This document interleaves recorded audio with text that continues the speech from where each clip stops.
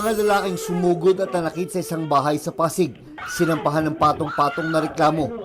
Humarap sa mga pulis ang mga biktima at 3 sospek na miyembro umano ng True Brown Style Gang. Base sa investigasyon, 13 anyos lang ang babaeng pakay ng mga lalaki. Girlfriend umano siya ng isa sa mga sospek na mahigit 30 anyos na. Health Center sa Antipolo City na July 2024 pa natapos. Minadali umanong buksan nang malamang mag-i-inspeksyon ang DOH.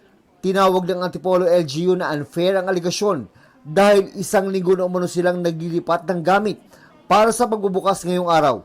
Naghahanap din daw sila ng medical staff na hindi naman ganun kabilis gawin. Ex-PNP Chief Benjamin Acorda Jr. nanumpa bilang bagong Executive Director ng Presidential Anti-Organized Crime Commission o PAOC. June Veneracion nagbabalita para sa GMA Integrated News.